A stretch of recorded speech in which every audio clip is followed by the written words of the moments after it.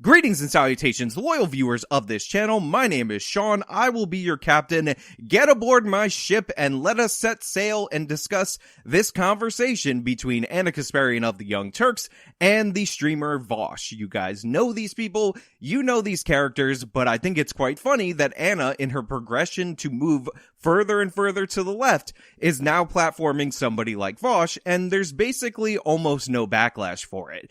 I mean, if you think about it, they got significantly more backlash for having Matt Gaetz on their election coverage, even though they argued with him and lost, and Matt Gaetz is a sitting member of Congress, than they did for having this guy on, or Anna did previously, for going on his stream. And the reason why is a phenomenon that I like to call double standards and hypocrisy. If you're on the left, you can go further left to talk to anybody, no matter how crazy their views are, but if you're on the right, or if you talk to somebody an inch further than the right than you, then all of a sudden you're discussing with evil fascists, evil white nationalists, racist fascists, and the mere fact that you are appearing in the same area as them means that you 100% agree with them. Now we're gonna set that aside for a minute. Look, I'm putting it over there, and we're just gonna talk about this because Vaush and Anna decided to talk about the struggles that young men have.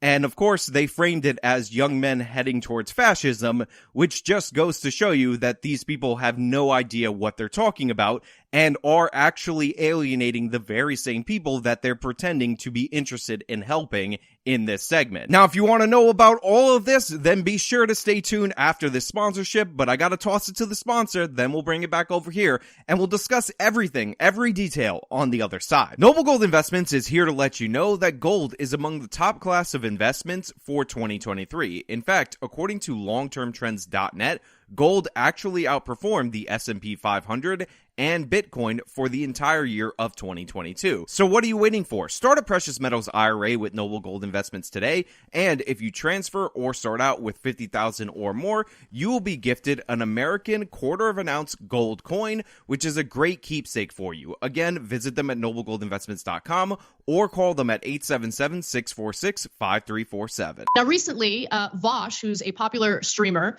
had tweeted this thread that I think is really, really important to address. He writes, "I cannot stress enough how important it is to understand that 12-year-old white boys on Twitch are not being pulled into fascism because of some Machiavellian desire to preserve and expand their privileges. It's because the right talks to them and the left doesn't." He continues to argue that leftists and progressives have absolutely no idea how unnecessarily repellent they come off to so many people, and they get angry at the idea of being a more effective social movement because they don't want to share their social spaces with people who might have gone another way. But the criticism for leftists continue, and to be honest, I agree with a lot of what Vaush says here. He says leftists will write master's theses on the effect of socioeconomic conditions on crime, and then shrug when 10 million more young men fall into fascism because their boy brains must just be innately fascist and they choose to be evil, and there's no way this could have been prevented. And then the final tweets, because I want to make sure you guys get a full look at what he's thinking here. This is always a good topic to feel smug over because the replies and quote tweets are saturated with people who literally think, quote, "we should care about men's problems and offer them advice," is a dog whistle for "we should build a Fourth Reich," thus proving the problem. So I like giving credit to people where credit is due, and I would absolutely love to give Vaush credit right here for this series of tweets, if not for the fact that he's talking about these kids going into fascism, which is clearly something that's not happening. What we're seeing in this country is a lot of young men are struggling, they don't know where they fit in society, and they're turning to alternative ideas that are not necessarily fascist or even close to fascism, but Vaush undercuts his whole premise about how we shouldn't treat them like evil people by saying that they're going to fascism. And he has a good point right here where he talks about how the left will try to excuse every single aspect of criminality, but all of a sudden when it comes to young men and going to fascism, which just means disagreeing with the current, at this very moment, progressive orthodoxy, They're just innately that way, and there's no explanation, nor is there any redemption for them. Now, again, this would be a good point, but what this actually shows us is that for most people on the left wing, including Vaush, 98% of the time, the greatest crime you can actually commit is not an actual crime that actually harms anyone. It's disagreeing with them. It's not being a communist loser. That's what bothers them more than anything. So, yeah, Vaush could have a good point, but of course he has to exaggerate it, overhype it, and talk about how, oh, these kids are going to fascism because they're looking for guidance, and some of them seek out Jordan Peterson and something fascism. So this is something that I've been thinking about a lot because I've been just noticing it in the community around me, just like the loneliness and how atomized men are. And I don't see it as, addressing it isn't, in my opinion, a right-wing perspective or a right-wing task. I think that there are issues that the left would do a far better job in addressing as opposed to more nefarious right-wing figures like, let's say, Andrew Tate or Jordan Peterson. So one of the things that you notice about the left is that they always make what I like to call a category error. So Anna Kasparian just said that we have to talk about this because we don't want these people churning to more nefarious people like Jordan Peterson or Andrew Tate. Now, this actually is Anna revealing the game right here. Her main issue isn't that young men are struggling, which is why this segment doesn't speak to young men. Her main issue is that those struggling young men are not joining the communist revolution, and she thinks that they could be useful idiots for her team. But the fact that she's categorizing Andrew Tate and Jordan Peterson together is a bit absurd. Like, you could make the point that sure, they both appeal to young men, but it's for vastly different reasons. Andrew Tate, for lack of a better term, is a pickup artist. He's just another brand of that same thing that always gets popular amongst a certain group of men, and he happens to be pretty damn good at viral marketing. I know a lot of you guys might be supportive of him in certain regards, but make no mistake, the dude is not a conservative by any stretch. You might not be interested in him because you think he's a conservative, and that's totally fine. That's up to you. But he's not the same as Jordan Peterson. Jordan Peterson's a psychologist or psychiatrist, I think psychologist, that is trying to help people build up themselves in a certain way. And part of the thing that he likes to teach, and again, I'm not a huge fan of Jordan Peterson myself, like I don't know a lot about him, is for people to take ownership over their own lives. That's what the whole clean your room is, because he's like, that's the first thing that you should do in order to get a hold of it. He's very much into the orderliness and all of that.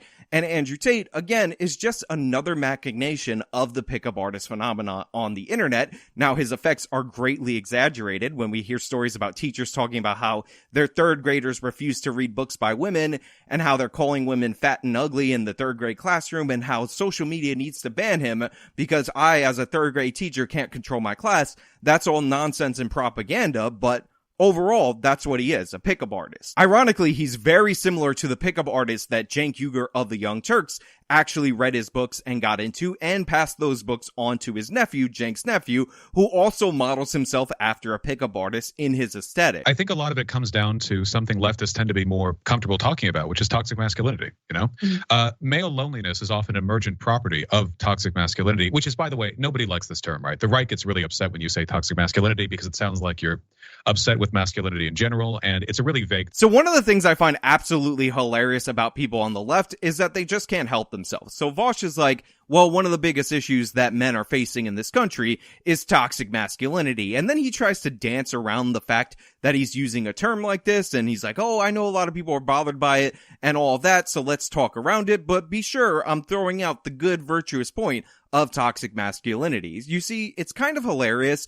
when you're trying to help a group or allegedly trying to help a group, but you named everything negative from your ideology after that group. It's like when all these people start talking about white supremacy, white dominance, and all these issues with everything related to white, you start to understand that their issue with you is that you're white. I mean, again, just ask these people what the difference is between a white majority country and a white supremacist country, or a white supremacist ideology, or whatever, and they won't be able to tell you. They won't be able to separate the two, because then they would actually have to name a country that has a majority white population that doesn't fit in that category. Their issue isn't the toxic part, it's the masculinity part. That's what they're trying to undermine, but watch Vaush try to dance around it. So let's just say, I think a lot of guys can be kind of antisocial because they're taught that sort of independence is a masculine virtue. They're taught that there's value in keeping your feelings bottled up. Now, obviously, it's pretty harmful. It makes people feel kind of lonely. It makes them bad at reaching out to others, connecting, sharing their interests, building friendships. So right here, right off the bat, we have a fundamental misunderstanding of what it means to be masculine, what it means to be independent, or similar. You see, Vaush is talking about how you should bottle up according to these male standards all of your emotions, and that leads to antisocial behavior, etc., etc. But in reality, what I look for in my fellow man, what I aspire to be, is emotionally disciplined. It's not that I want to never feel anything or anything like that. It's just that I want to be in control of my emotional state, which does not necessarily mean controlling how you feel, but it's controlling how and when you express those emotions. I have some really close friends, really close male friends. I've known them since elementary school, junior high school. All of them have a bunch of personal problems, and we discuss those issues. I discuss issues with my family with them, and it gets emotional. But the thing is, I don't see them as less masculine or less male or anything like that, because we discuss them in the appropriate context, one-on-one sometimes, or in a group of close-knit friends, and that's what you're supposed to build up towards. That's what you're supposed to aspire towards, in my opinion. Again, it's not a perfect prescription for everybody. You could also talk about it with your significant other. I have a fiance. I get to discuss how I'm feeling with her. It's a great time. It's a good time. I really appreciate it. But the point is, you want to be emotionally disciplined. You don't want to just be flailing out of control or anything like that. It's not about being antisocial. It's about being more social. I think it's one of the reasons why guys tend to view dating as sort of adversarial, because they don't think of like a woman as like, oh, well, maybe we'll just get along on some shared interests. Maybe we'll have something in common. They think of it as this like a mating battle, which, I don't think it has to be. And as a product of that, a lot of guys feel like they have no social inroads. So I'm going to try to be graceful to the people that I'm talking about in this video and say that maybe Vaush is speaking to something related to like an Andrew Tate or another pickup artist kind of content when he talks about dating being adversarial and women being the adversary in that context, because this is not something that I've ever viewed in this way. Typically, if you're the dude, you're trying to a certain extent to win over the female. You're trying to get her attention, hold her attention, and all of that through the things that you have in common, how you conversate with her, trying to make her laugh, and all of those things. That doesn't make the woman your opponent. The way that it works in terms of humans, for the most part, is that women are typically pursued, not somebody that you're directly competing with. So it's weird for him to describe it that way. But again, I don't know, he's deep into leftism. Maybe there's a reason, maybe that's kind of how he views dating. But the idea that you don't get along on some shared interest is really odd, because you definitely do. But again, he could be speaking specifically to pickup artist kind of stuff, or whatever. So I'm gonna say maybe I'll give him a little bit of grace. He's talking about something different than the way that I'm reading it. So just full disclosure, when the statistics first started coming out and they focused primarily on the lack of intimate partners, to be fair and completely honest with the audience, I was definitely more dismissive. But then when you see the other statistics, including the lack of friends, workforce participation for prime working age men between the ages of 25 and 55 has actually decreased significantly, and specifically in the United States. So I do appreciate Anna Kasparian at least saying that when she initially saw some of these statistics, she was immediately dismissive of it, because that's how Anna Kasparian genuinely felt at the time. And I would argue that's how Anna Kasparian still feels at the time, because unlike Vaush, unlike Anna Kasparian even, I'm actually very aware of the Young Turks and the kind of segments they've done before, and they've actually talked about something similar to this, and Anna has expressed her opinion, her fake opinion, the front that she puts up, only to have it broken down over time. And believe me, I will show you that clip later on in this video after Anna Kasparian sets herself up in a very similar way. But yes, there's definitely a problem. Like, you need to build better friendships with people. You need to get outside and not have everything through the internet. And it seems like it's negatively impacting men a lot more, significantly more. It's important to have a friend group. And, my friend group is smaller than friend groups in previous generations. I know that, but I happen to have really close friends that I really care about, but it's hard. It's a struggle to actually make the time to spend time with them. And that's something that people really need to focus on if they want to be good with their friends, if they want to build those relationships. I mean, there's entire books on this. I believe Charles Murray wrote a book about this. There's a book called Bowling Alone and all that. And the fact is, we are becoming more fragmented, and there's a bunch of reasons for that. And again, it seems to disproportionately affect men. So just full disclosure, when the statistics first started coming out and they focused primarily on the lack of intimate partners, to be fair and completely honest with the audience, I was definitely more dismissive. And also, to this point specifically about Ana Kasparian being very dismissive of the men not having enough sexual partners or not having many or whatever, I actually understand why she was dismissive of that. I saw a lot of people initially when this point was out there dismissing it, but it's very important to understand that that's not something that's necessarily a cause.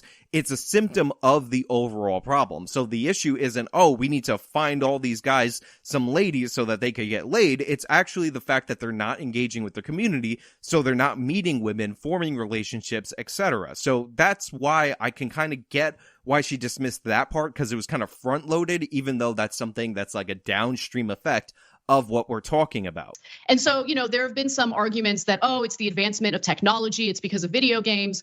Well, all of these technologies exist in other countries, and they're not experiencing the same decline in workforce participation. In fact, to give you a specific number from the Bureau of Labor Statistics, about 7 million prime working age men are not working and they're not looking for work. They're also self-medicating quite a bit. A huge portion of them have reported that they're taking painkillers daily. Deaths of despair are very prominent and pronounced among the male population versus the female population.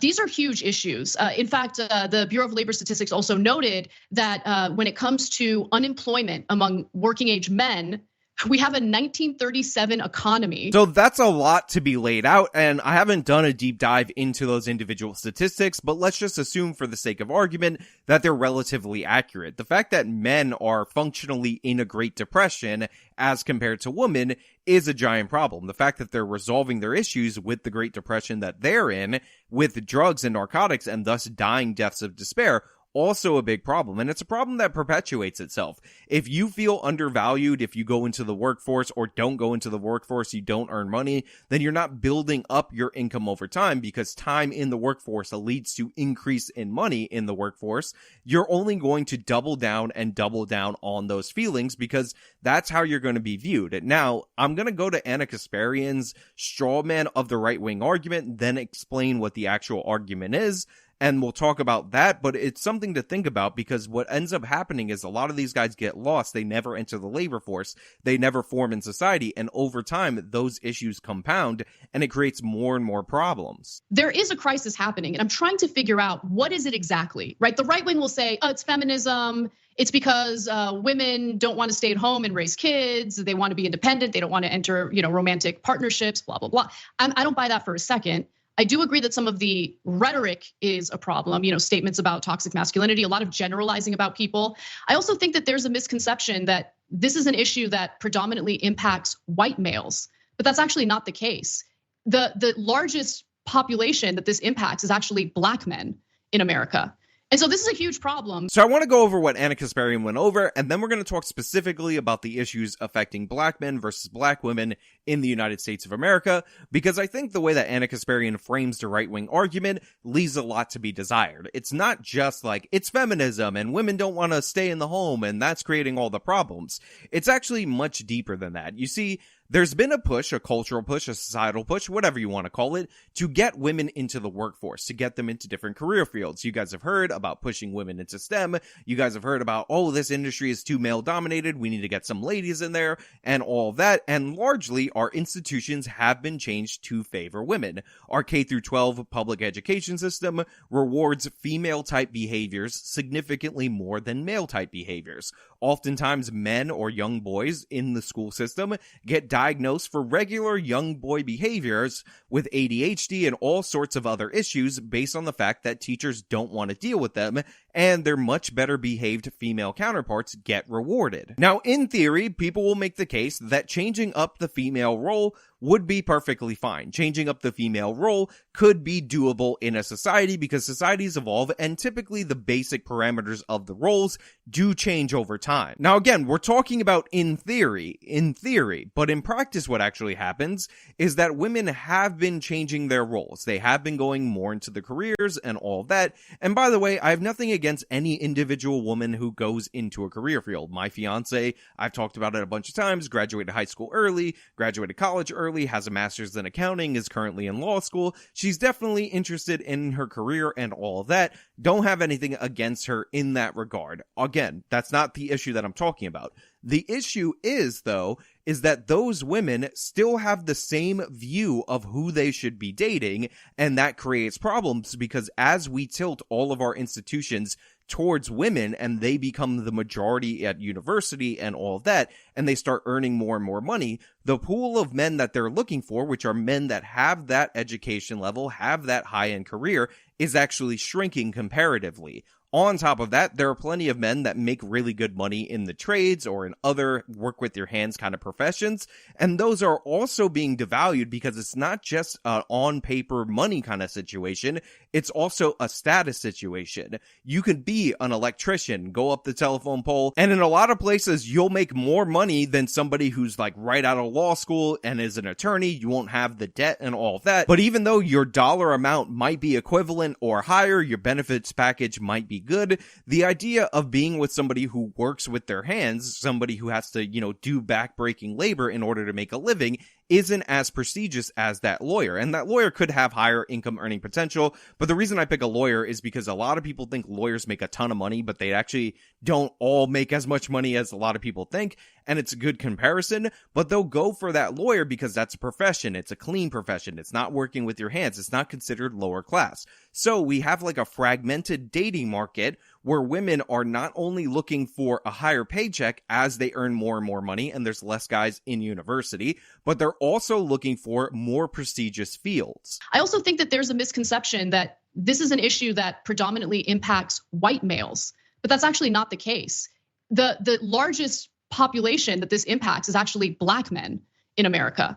And so this is a huge problem. Oh, so you said that it was a white guy. What happened? On top of that, what also is happening culturally is we have this push towards this female independence, I don't need no man kind of attitude. And this is even more pronounced in the Black American community than it is in the white community, which is what Anna Kasparian was alluding to. We have the government actually taking the role of the father through the welfare system and incentivizing women to not live with the man, or at least not be married to the man that they live with. And the fact of the matter is, wives are the people who keep men engaged in society. They're the ones who organize all these things. They keep their friends. If you're married, this is true. Your new friends have to be friends that your wife likes. You spend a lot of time with your wife's friends. And that's just the way it typically is. And there is no group more pandered to, more celebrated than the Black single mother in the United States of America.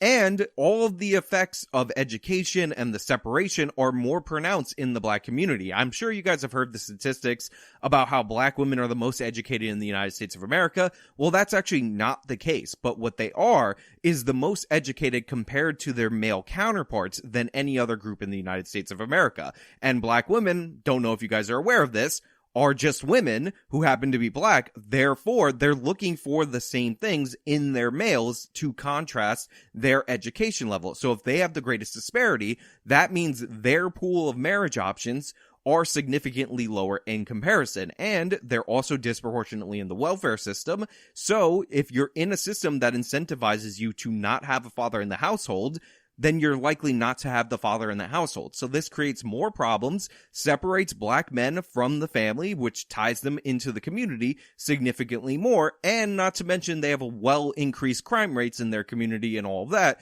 that also creates situations where you have people doing the right thing that end up getting victimized by criminality. And I've covered so many of those stories on this channel, it's absurd. And by the way, one of the reasons why I ding the framing by Vaush in its initial tweets as so ridiculous is because neither Vaush nor Anna Kasparian are willing to call this problem, which Anna just said affects black men more than it does white men, an actual problem of black boys going into fascism because they associate fascism with Nazism and specifically with white people. So already we're in a portion of the conversation that does not align with what the initial setup was. And now you're going to have to dance around it, spin around it, talk about toxic masculinity without talking about toxic masculinity and all that in order to get to some semblance of reality. And guess what? They're never going to get there. It's a tough sell. You know, people feel these issues in their gut. When we talk about the kinds of things that drive people out to vote or even to throw revolutions, we're usually talking about very basic gut level problems that political analysis gets added to, you know? For a long time in this country and many others, anti-immigration sentiment has been built on the anxiety of working class people who feel their jobs are threatened by immigrants. Often the data doesn't bear that out, but it's their fear that's used as a catalyst to push those politics. So two things. One, it is very interesting how Vaush talks about how the data doesn't bear out that your job is threatened by illegal immigrants, even though what he's doing is citing this overall data kind of argument, because overall the net number of jobs might increase, but that doesn't mean that in specific industries, you're not locally threatened by illegal immigrants. I mean, just think about it logically. Let's say you have a mostly Italian construction firm, and coincidentally, this is not connected to the mafia. Just kidding. That was a total joke. I don't mean that. Everybody relax in your Italian communities that are connected to the mob. Now, that firm is going to pay its employees that are mostly American citizens a certain amount of money in order to do work. And part of the reason why they have to do this is because typically in a lot of places you have union wages and all of that, and therefore their costs are just going to be higher. Now, if you have a firm that is mostly illegal immigrant laborers that are willing to work for less, maybe it's because they're not paying taxes on that, they're getting paid in cash, all those other reasons, maybe it's even because they're being taken advantage of. They're being promised something higher, but it's being taken from them or it's not delivered in the end. Whatever you want to say, regardless, that Italian-American firm is going to be less competitive than that illegal immigrant-based firm. It's just a fact.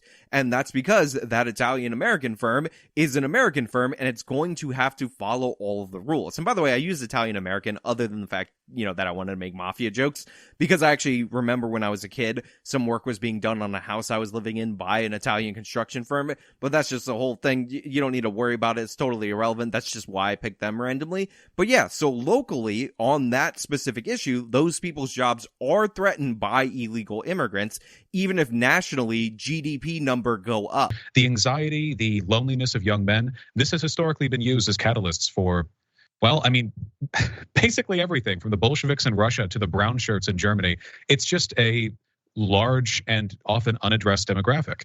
This isn't a competition thing. We're not talking about giving up on feminist analysis or saying it's like, oh, well, actually men have it worse than women. It's not about that. It's just, you want to reach out to people where they are. And to start that process, with a lot of young guys, I think it would help if lefties were willing to acknowledge this sort of natural conclusion of toxic masculinity as like a mode of social analysis, which is if men are socialized in certain ways and treated in certain ways socially, it necessarily follows they must have specific problems. And if those problems are the product of social systems that are out of their control, I don't know why we wouldn't apply the same basic sociological lens of analysis to that as we would with literally anything else. So one of the things I like about these lefties is that they're essentially an everyday representation of what F.A. Hayek called the fatal conceit. Everything Vaush talked about right there is related to what society can do and how we can engineer this and all this, because he doesn't really acknowledge human nature. I talked about earlier about how we did make changes to society, but the way that women typically date didn't change because part of that is rooted in our evolutionary biology.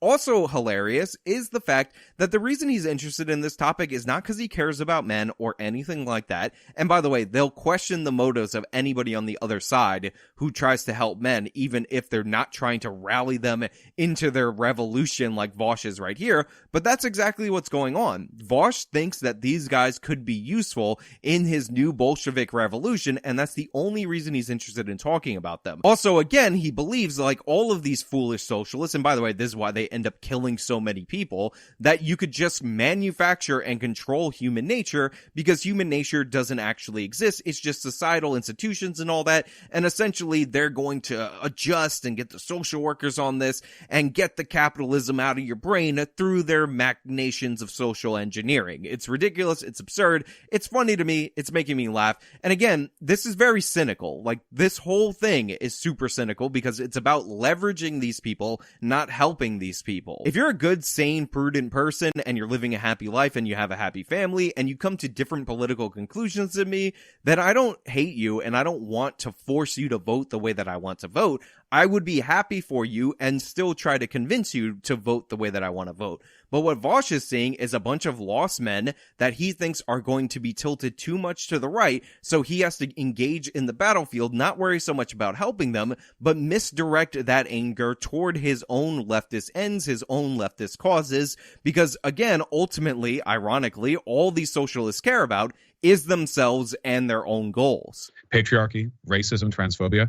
No individual has control over these systems, and we try to interweave analysis with our compassion for and respect for the individual problems people have. We do this all the time with other issues, and to an extent we do it with men, but I feel like we lean off that a little bit, maybe because men's rights as like a sort of a nominative thing, like how it's referred to usually refers to misogynist or incel communities online. So it's like, oh, well, men's rights, you actually mean like this or that. Well, leaving aside the baggage, right? You can call it what you want, men's advocacy, whatever, just common decency, it's still worth pursuing. Also, one of the things that I think is hilarious about this video is about 18 minutes long, and I'm trying to chop it up and cut out the boring parts, but 10 minutes plus into this video, they're still explaining why it's okay for people on the left to have this conversation. Remember, theoretically, this is about helping young men, but you have to explain to the left why they should even be interested and maybe even considering helping young men, because that's how much disdain the overall left has for these people.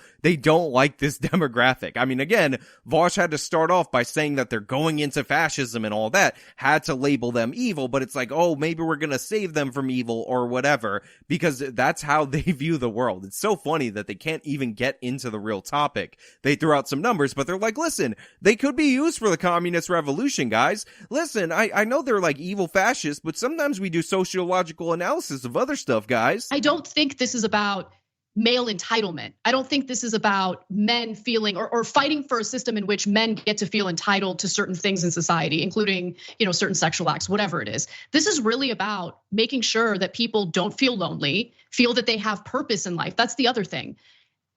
An increasing number of young men feel like they have no purpose in life. And I think that it has to do with the fact that for the longest time, they were conditioned to believe that they are supposed to be the breadwinner in a family. And when they are lacking this educational attainment necessary to get the kind of career that makes the kind of money that makes them feel like the breadwinner, well, then it makes them feel like they're not really worth anything. I see a lot of that going on as well. When you look at the number of college educated men, that has declined significantly. So here you have Anna talking about some of the things that I talked about earlier, about how there's an unevenness in terms of university, how our institutions, she didn't say this, are tilted more towards women. And she talks about how men are conditioned to want to be the breadwinner and all that. But here's the thing, it is in our evolutionary biology to want to be the breadwinner. This is why men go out and hunt, and either they die or they bring back something, and then their family ends up succeeding because, the woman and the kid have something to eat. And women are biologically predisposed to be in a more caring role. I mean, women get pregnant, men don't get pregnant. So somebody has to do the work while the woman is pregnant and make sure she's nourished so that the kid can be born. Women breastfeed. They, again, have natural advantages as caretakers over men. They are quite literally responsible for feeding the child when it's born and all these other factors. So, like, as a man, you're supposed to actually bring home the bacon. You're supposed supposed to actually protect your woman and all that stuff. That is ingrained in our evolutionary biology. However, women are actually quite good at working in these high-end careers that don't take a lot of physical labor. They're able to make money, and they still expect a man to be able to provide for them and provide more than they can get on their own, because that's in their evolutionary biology as well. And so some of the solutions that I've heard from people who do take this seriously on the left is that, hey, there's a lack of male role models in the public education system. There's a huge disparity between female and male educators in the public school system. Curious what you think about that. So Anna right there could have addressed the actual issue. She could have talked about what I talked about. She could have talked about how women should, if they're going to change roles, change their expectations and what they want in a man. But instead, she went for a stupid left-wing representation argument. The solution, theoretically, is not to change up the fact that schools overwhelmingly cater to girls and that's having negative effects on men. It's to just throw male representation as teachers. Now, that might sound like a good solution to you if, you had a lobotomy recently, but females have almost always in the United States of America been overrepresented as school teachers. So this idea that men need the role models, they need actual male teachers in order to succeed, is undercut by the fact that men were doing a lot better with female school teachers for the longest time. That was the norm. So the idea that you fix it by representation is just lefty garbage and lefty nonsense. And maybe Vaush will address that. Vaush is a smart guy here on theinternet.com. Maybe he's going to look at that and say, Anna, that's dumb. Thank you for inviting me on your show, but you're a buffoon. I don't like you. And yeah, no, I agree. It is. I do think it's unfortunate that we consider education such like a feminized profession. Not because there's anything wrong with female teachers or whatever, but obviously people take a lot from their education, and any significant disparity in representation is going to reflect some kind of social value. Yeah, of course he agrees with that, and he's like, oh yeah, disparity in representation, whatever. You know, one of the most interesting things that I ended up reading about in one of Thomas Sowell's books, it was about how black students actually performed much better than their other black counterparts, depending on what kind of teacher they had. Now, according to the Young Turks, they would say, oh, well, it's based on the fact that they had black teachers versus white teachers. And it turns out that's not the case. According to Sowell's analysis, the big predictor of whether or not black students would be successful in the South is whether or not they had teachers that were either from the South or from New England specifically with puritanical values, because there were a lot of problems in Southern values. And by the way, this isn't just about black kids. It would also go for white kids. But I got news for you. The teachers were white women regardless of who we're talking about. It turns out that the values instilled by those teachers are more important than the actual color of their skin or the genitalia or anything like that. And the Puritan Protestant work ethic that was brought down from Massachusetts helped white Southerners that were in those classrooms and black Southerners that were in those classrooms just the same. Because again, it's not a representation issue. That was a specific issue of values. So you just putting a guy in place of a woman in a system that overwhelmingly favors girl students isn't really going to solve anything. It's just you're trying to push more men into teaching for whatever reason, for some kind of weird equity agenda. And it doesn't help that much. So, I mean, we can see the need for this reflected in the fact that two of the largest breakout conservative figures in the past 5 years, respectively, Jordan Peterson and Andrew Tate, both became powerful in exactly the same way. That is to say, they postured as like self-help gurus for young men who felt like they'd been failed by society and left no options to better themselves otherwise. Now, the prescriptions those two offer are garbage and completely irredeemable. Once again, you can see clearly that this isn't about helping young men. It's about taking down their political opponents, who Vaush is identifying as Andrew Tate and Jordan Peterson. Again, the category error of lumping them in together, even though they do try to appeal to young men. Now, Andrew Tate had a very successful viral operation where he would have people promote him by cutting out clips that were controversial, making them go viral on social media, which is a bit different than Jordan Peterson's come up, but I get like the idea that they appeal to the same people, even if they do different things. Now, I've said it before, I've said it in this video, Tate is in the pickup artist category. Those guys have always been around, they've always gotten popular, it's just that Tate is one of the more successful ones due to his viral marketing strategy. Jordan Peterson is your actual self-help guru, and these people have been around for a long time. There's plenty of them. They come around every couple of years. There's always a different face.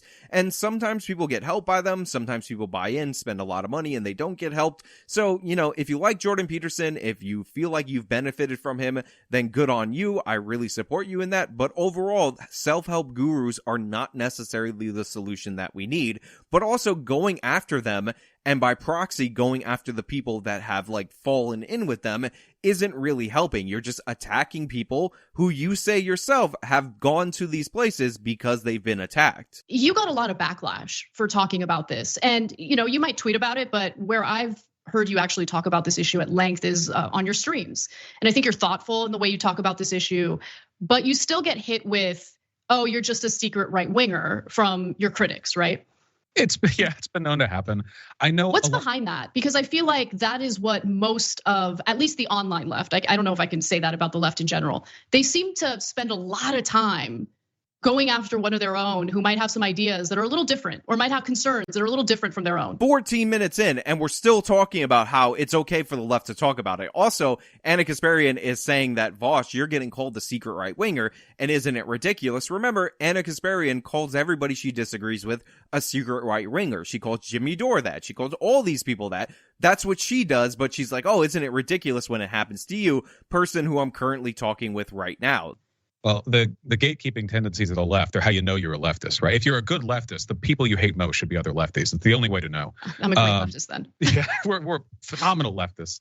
I think there's kind of I don't want to overuse the term, or maybe use it lightly, the term trauma, but I feel like after the past decade of online discourse, people are very sensitive, especially on the left. People are very sensitive to the idea that we need to treat men better, not necessarily because they disagree with the idea of treating men better. That seems like a nice thing to do broadly. I would hope a lot of people would agree with that. But rather because we need to treat men better has often been couched in this very ideologically loaded set of policy and social prescriptions that usually have to do with undoing the gains of feminism, or at the very least negating the harms that women experience socially because of, the patriarchy or inequality.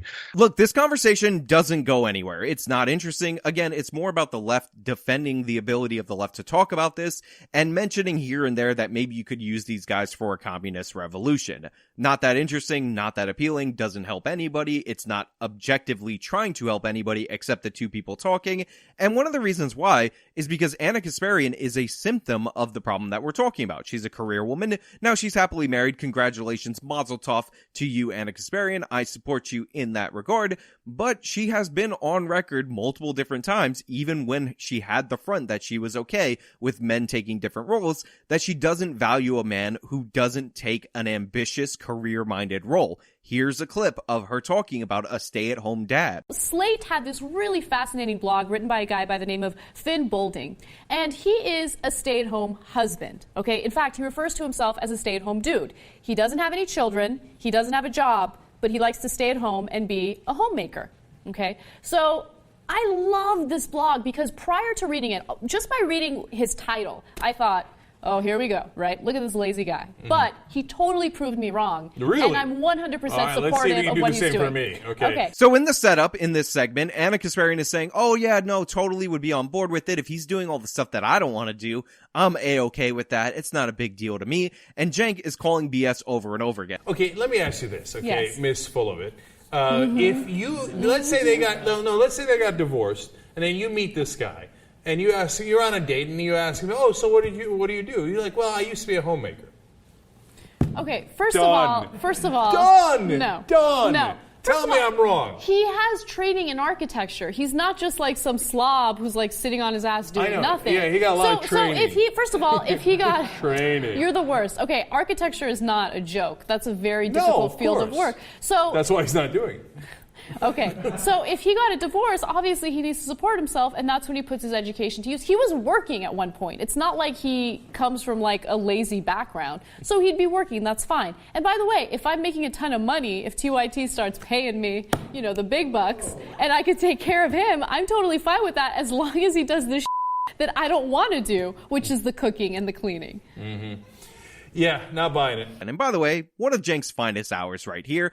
And to be fair to Anna Kasparian, I'm not blaming her for this attitude. This attitude is hardwired into women's DNA. It's hardwired into them culturally. So I understand why she has this attitude. But it is funny to see her put this front on because she knows she has this double standard. But Cenk is going to push and push and push. What do you guys think?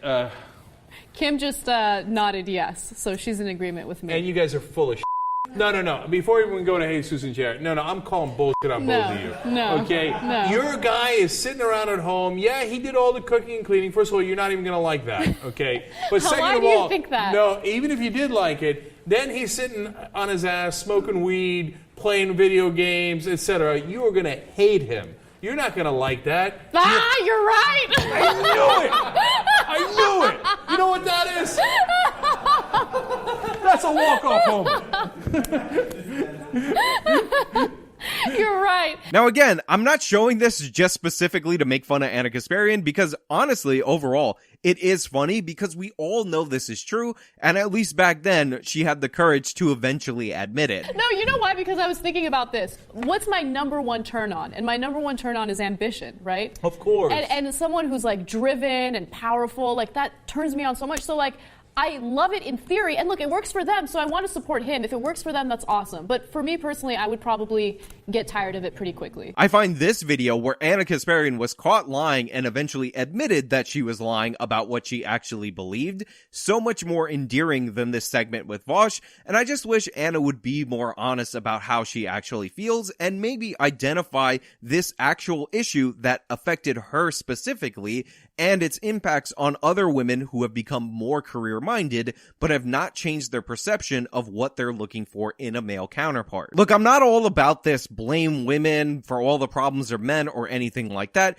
because I believe fundamentally, in general, I know there's some people that are in the gays category. Men and women need each other. They have complementary roles. In the perfect scenario, they're actually working together, not working as opponents. But the thing is, when you change up one side of the roles, but you also don't change up the responsibilities, you end up with this misalignment, and that is what we're seeing overall in our culture. So it's not necessarily fundamentally a problem with women, it's a problem with both genders and the society that we've constructed to try to alter and make things fit that don't really fit. It's also a problem with not assigning the same responsibilities that come with the same career path, because usually what we would see happen for men is that when they would actually get a career would be after they have a child. You can go look at the numbers. A married man's income goes up significantly after the first child is born, because that's when he buckles down and starts providing, because that's his goal. That's his objective. We have a culture that tells women repeatedly, time and time again,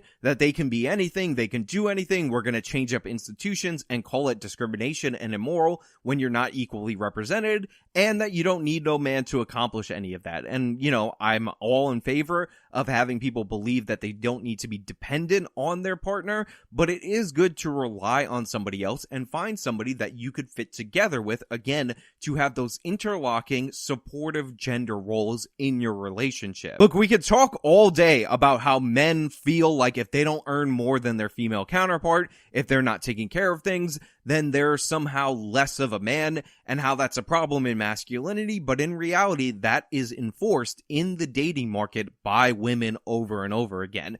Our culture also enforces that. The man is often portrayed as this dumb, bumbling idiot, and the career woman is often portrayed as this ambitious heroine that needs to only overcome the evil sexist men that are in the office or whatever that are holding her back. That if it weren't for these men in the office making everything worse, women would be even more successful.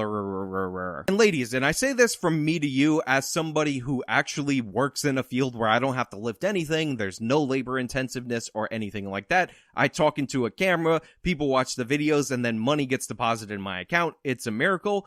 Don't look down on people who work in the trades. First of all, a lot of them make high salaries, but just because they wear a jumpsuit and not a three-piece suit doesn't mean they're less of a man or anything like that. There's far too much of that. If you go to school, you get your degree, you get your high-end career, and you're able to pay down your student loans, work in a cushy office, and enjoy yourself, don't reject automatically some guy that has to climb up a telephone pole who didn't go into that debt and might make just as much, if not more money than you do. These are good jobs. They make the society function. And again, these men, typically men, kill their body. They destroy themselves in order to provide for you and for your family and to ensure that your kids actually grow up and have the option to go into a trade or go into one of those cushy fields. Money is definitely one issue in terms of how society undervalues men if they make less than their female counterparts, but it's also the status of the job, and we should try not to look down on those types of jobs because the money would be there, and if not for the fact